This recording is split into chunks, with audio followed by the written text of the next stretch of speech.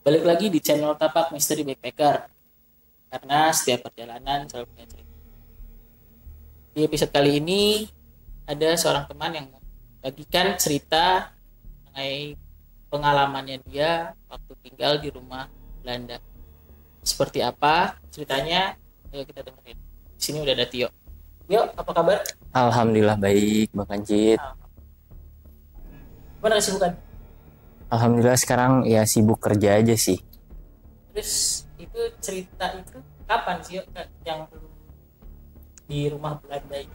Jadi itu pengalaman pribadi gua di Hah? sekitar tahun 2003-2004 atau sekitar 20 tahunan yang lalu lah. Oke. Saat gua masih SD kelas 3, dimana saat itu orang tua gua ditugas dinaskan keluar Pulau Jawa, tepatnya di Pulau Sumatera. Itu di tahun 2003 kita sekeluarga berangkat. Nah, kebetulan di sana orang tua gue buka kantor cabang lah di salah satu kota di Pulau Sumatera. Kemudian mulai survei, terus cari rumahan yang intinya bisa ditempatin untuk kantor plus rumah sekaligus. Terus singkat cerita seminggu nyari dapet, terus kita langsung pindah. Rumahnya ini bisa gue bilang luas banget ya, karena itu 3 kamar, 2 kamar mandi, satu dapur, satu tempat makan, ada gudangnya juga. Bahkan di belakang itu ada kayak kolam ikan yang gak terurus, sama di depan rumahnya itu ada kayak lapangan kecil yang bisa gua sama adek gua tuh main lah, main bola, main bulu tangkis. Jadi bisa dibilang cukup luas. Tapi satu lantai, hanya satu Satu lantai. lantai aja, satu lantai aja. Dan bisa dibilang satu rumah itu gabung sebenarnya dengan si pemilik Oh, kontrakannya. oke. Jadi yang punya kontrakan juga di Di satu situ area, juga dia di satu area, satu pagar satu pagar. kayak gitu. Jadi di si pemilik area ini di sebelah kiri, kemudian gua ngontrak ya di sebelah kanannya kayak gitu. Dan saking luasnya itu kita buat jadi 2 fungsi. Yang pertama depan itu untuk kantor, dan yang belakang itu untuk gua sama keluarga gue tempat tinggal. Depan itu berarti ruang tamu. Iya, jadi penampakannya itu kayak bangunan bangunan Belanda, bekas Belanda, yang kusennya dan jendelanya itu masih Lebar-lebar, lebar-lebar kayak lebar-lebar gini. dan ngebukanya masih Oh, kayak berarti gitu. atapnya tinggi-tinggi tuh. Atapnya tinggi ya. Atapnya tinggi, terus setiap ventilasi, setiap jendela itu pasti lumayan besar lah Iya, iya. kayak gitu. Dengan konsep yang seperti itu, jadi masuk rumah itu langsung disambut dengan ruang tamu yang besar. Iya, iya. Dan saat itu di set sama bokap gue itu jadi kantor dengan sekitar 3 sampai 4 meja di situ, untuk meja admin, terus ada komputer dan lain-lain, terus ada meja untuk OB, terus sama meja untuk teknisinya. Kemudian satu ruangan di depan itu yang berbentuk kamar itu untuk bokap gue kantornya, untuk ya ruangannya lah. Kemudian jalan lagi itu akan ada lorong, dan antara kantor dan rumah tempat gue tinggal itu dibatasin sama tirai. Oh, jadi pembatasnya tirai Nah, untuk tirai, batasin kantor sama lu tempat tinggal. ya biar maksudnya biar ada privasi lah kita Oh, oke, tinggal, oke, oke. walaupun karyawan kantor masih bisa akses sebenarnya untuk ke dapur, untuk ke toilet, sama Hmm, untuk ke meja makan buat kalau ngopi gitu ya, istirahat. Iya. ngopi. Oke. Terus setelah masuk lorong itu adalah 2 kamar. 2 kamar itu kamar nyokap sama bokap, dan kamar gua sama adek gua. Nah, pintunya itu berhadapan konsepnya. Oh, berseberangan gitu ya. Ya, Ini kamar bokap berseberangan, lu, ini kamar betul. lu. Jadi ya berseberangan, dia dipisahin sama jalan lorong itu. Hmm. Terus kemudian toiletnya juga pintunya 2. Satu itu nyambung ke kamar nyokap, dan Hmm. satunya lagi itu ke lorong Oh, yang depan. yang depan. Jadi gue bisa aksesnya itu dari kamar nyokap atau dari lorong, Berarti samping-sampingan sama kamar nyokap lu, samping-sampingan. kamar mandinya. Ya jadi ini pintu ya ini pintu Oke. kayak gitu. Nah terus seberang toilet itu pintu toilet yang di lorong ya, Iya. itu menghadap ke dapur.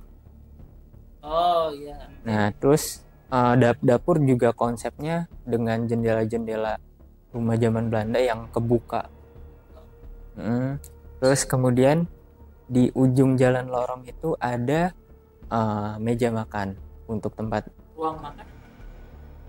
Sebenarnya kalau dibilang ruang makan nggak ruang makan banget sih, tapi ya ada meja makan, sama yang menarik adalah ada 2 peti, ukurannya gue bisa bilang cukup besar ya, sekitar 1x2, dan satunya lagi bahkan lebih besar dari 1x2. 1x2 panjang. Panjangnya 2 meter. Iya, panjang 2 meter, lebar semeter. Ya. Terus ini apa? Ada 2 peti sama 1 lemari. Iya, sama 1 lemari. Jadi lemarinya itu lemari model-model jati zaman dulu, yang kuno lah, maksudnya kuno, dan itu bisa dibilang kita nggak tahu isinya apa kayak gitu, karena kita pernah nanya juga ke si pemilik kontrakan bisa dibilang juga nggak tahu ini isinya apa, dan gemboknya itu nggak ada, maksudnya kunci gemboknya nggak ada. Terus kemudian kalau dari dapur, ketika jendelanya itu dibuka langsung menghadap ke bagian belakang yang isinya itu toilet, gudang, sama dengan kolam yang nggak kepake itu. Kolam yang nggak kepake itu maksudnya kolamnya itu dia ada udah berbentuk kolam, ada semen-semenan atau itu atau gimana? Kolamnya ini bisa dibilang bukan kolam-kolam yang di semen ya, tapi kolam-kolam yang emang tanah gitu loh. Tanah gitu. Iya, kayak tanah diuruk ya. Gitu. Kayak gitu. Dan saat pertama kali ke sana emang yang nggak diurus ya, jadi kayak ilalangnya udah tinggi gitu kan. Banyak rumput liar ya. Nah, banyak rumput liar. Terus ada satu ruangan lagi di samping kamar nyokap itu, jadi ada ruangan kecil dan nyokap make itu untuk alat-alat untuk packing baju, untuk nyetrika kayak gitu. Jadi ada satu ruangan lagi ya, ukuran mungkin 2x2 ya, itu untuk setrika dan lain-lain lah ini di situ. Nah sebenarnya pas pertama kali gue pindah di sana itu mungkin karena gue masih kecil kali ya, itu gue nggak ngerasain apa-apa sih yang aneh-aneh segala macam, enggak. Tapi pas hari pertama gue pindah itu listrik belum masuk, jadi masih dibilang masih gelap-gelapan lah. Jadi malam pertama pun kita tidur bareng di kasur kayak king bed gitu, terus tidur berempat, dan itu nggak ada penerangan, jadi cuman pakai lilin aja. Nah baru hari selanjutnya baru tuh listrik baru disambungin lah atau segala macam. Nah ternyata kita sempat nanya juga, maksudnya udah berapa lama nih kosong ya, maksudnya bangunan ini atau kontrakan ini berapa lama kosong, sekitar 1-2 tahun. Dan itu lu nggak tahu sebelum selama 1-2 tahun kita nggak tahu. Jadi ya mungkin karena kosong itu makanya listriknya diputus, sampai akhirnya listriknya dipasang lagi, ya udah kita nempatin lah. Terus gue juga sempat nanya kenapa milih rumah itu sama orang tua. Sebenarnya alasannya ya karena bisa dibilang dengan ukuran yang sangat luas, rumah itu terbilang jauh sangat murah, sehingga dipilih ya udah rumah itu. Karena kan bisa dibilang pindah ke kota tersebut untuk membuat kayak cabang baru lah, jadi semua hal pasti terbatas. Jadi bagaimanapun kita mencari hal yang mungkin pas, namun secara kebutuhan tercukupi juga kayak gitu. Terus 1-2 bulan pertama kalau gue pribadi ya gue nggak ngerasain apa-apa lah, maksudnya nggak ngerasain yang aneh-aneh atau segala macam. Nah gue dapat cerita ini dari OB sebenarnya. Nah setelah 2 bulan kan dia tuh duduk di meja yang langsung menghadap ke lorong. Jadi kalau tirai itu kebuka, dia langsung bisa ngelihat ke daerah yang dapur, terus meja makan. Nah, pas selang 2 bulan, dia tuh katanya sering lihat orang-orang yang lewat tuh di daerah tempat meja makan. Orang? Ya kayak sekelibet gitu, bayangan-bayangan hitam. Gitu ya. Ya, katanya sering lihat tuh. Nah, terus Tapi dia lihat jelas atau hanya kayak di ujung mata gitu, kayak ngelirik gitu? dia bilang sih lihat jelas ya, karena kan dia langsung melihat kan, maksudnya langsung fokusnya ke daerah tempat makan itu. Jadi dia bener-bener katanya sih bener-bener ngelihat sekelibet kayak orang lewat aja, orang lewat. Nah, dikiranya awalnya itu kan nyokap gua, karena kan nyokap gua kan mungkin ada jalan lah dari kamar ke dapur misalnya ya, atau ke belakang. Pas ditanya ke nyokap gua, ya enggak. Dan itu padahal siang. Oh iya, pas ada OB ada orang kerja kan. Namun siang cenderung ke sore, jadi menjelang ke asar. Dia sering lihatnya jam-jam segitu.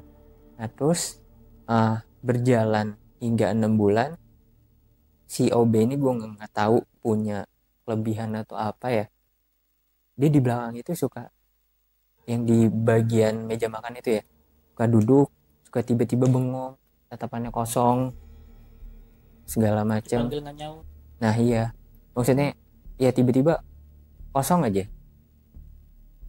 Nah itu entah parsial ya, gue nggak ngerti kerasukan atau gimana, gue nggak tahu lah. Tuh dia adalah beberapa kali hal kayak gitu, dan dari kita sendiri ya bingung, kayak kalau misalnya kemasukan ngeluarinnya gimana, ya udah kayak ya udah dibiarin aja gitu, lebih kayak dibiarin aja. Nah kalau pengalaman gue pribadi itu pas, jadi udah selang 6 bulan itu kondisi menjelang maghrib. Gue jadi habis pulang sekolah, school, jadi kan sore gue nyampe rumah jam 5-an lah. Terus habis itu gue mandi, gue masih inget banget, gue masih belum pakai baju tapi udah pakai celana ke bawah itu, gue pakai training warna hijau, terus gue masih nenteng handuk. Nah kebetulan kamar nyokap ini kebuka, kamar gue kebuka. Nah tadinya gue keluar kamar mandi tuh dari pintu kamar nyokap ya, gue pengen ke kamar gue. Tinggal nyebrang soalnya. Nah tinggal nyebrang. Nah ketika gue keluar kamar mandi terus belok, gue ngelihat di antara kamar gue dan kamar nyokap itu kan, kalau di lorong itu ada turunan sekitar 3 anak tangga deh. Nah di tangga paling atas itu ada cewek. Ada cewek, dan gue nggak langsung kabur saat itu. Nah gue bertanya-tanya, ini siapa cewek ini? Nah penampakannya itu cewek, mungkin gue nggak ngelihat mukanya sih. Jadi intinya cewek rambutnya itu mendekati perut, panjangnya ya, mendekati perut, itu menutupin muka dia, dan posisinya lagi nyisir pakai tangannya, bukan gitu. Dan nyisir gini, dan gue masih ingat sampai sekarang, bajunya tuh model-model kayak daster tapi agak gombrong gitu, dan warna putih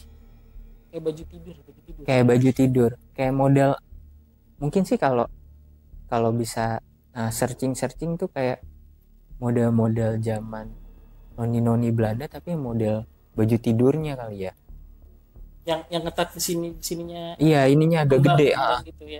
Dan dia lagi lagi nyisirin rambutnya. Dan di situ gue berpikir, gue masih belum takut, masih kayak, ini siapa? Gue masih agak sedikit mendekat kan, karena gue pikir si pemilik kontrakan punya anak cewek dan sepantaran kayak gue. Saat itu SD kelas 2. Nah terus gue pikir, masa sih si anaknya gitu kan. Tapi yang lu lihat tuh dia dalam bentuk perempuan tinggi dewasa atau gimana? Dewasa. Nah, dewasa, makanya ketika gue bertanya-tanya, masa sih ini anaknya gitu, anaknya kan masih kecil, gue Yeah. bilang kan, oh ini ada cewek dewasa. Sampai akhirnya kayak, ini bukannya anaknya deh, gue bilang. Posisinya itu dia ngadep lu itu ngadep kamar mandi atau ngadep kamar nyokap lu? Ngadep kamar nyokap gue, jadi gue sama dia juga hadap-hadapan, lu lihat-lihatan gitu. lihat-lihatan.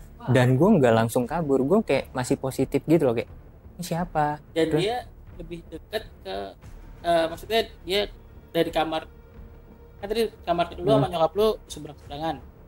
Si cewek ini ada di dekat ke arah, lebih dekat ke kamar lu atau ke arah kamar nyokap lu atau di tengah-tengah atau gitu? lebih ke tengah-tengah menuju ke dapur. Pokoknya Sebelum turunan. Iya, sebelum turunan. Dia di ininya. Jadi itu ilustrasinya 2 pintu, terus tangga turun, langsung pintu dapur sama pintu toilet. Oh. Nah, dia tuh di tangga yang paling atas belum turun, Yes. dan dia ya mojok gitu. Ngadep ke arah lu ya, ngadep ke arah kamar nyokap. Ya, betul banget. Kayak gitu. Dan ketika gue tahu, wah ini nggak benar kan, gue langsung lari ke nyokap gue. Nah, kebetulan nyokap gue ke ruangan yang tadi gue bilang 2x2 itu lagi nyetrika. Nah, gue cerita segala macam. Akhirnya kata nyokap gue, mana gitu kan. Gue sama nyokap gue nyamperin lah. Ternyata pas nyamperin ya udah nggak ada. Nah, terus selang berapa minggu, nah kondisi ini nyokap gue tuh lagi masak. Jamnya hampir sama lah kayak gue itu. Jadi sore menjelang maghrib, nyokap gue tuh lagi masak. Kebetulan pintu di kamar mandi, pintu di dapurnya itu, pintu dapur, jendela dapur itu tuh kebuka dan menghadap langsung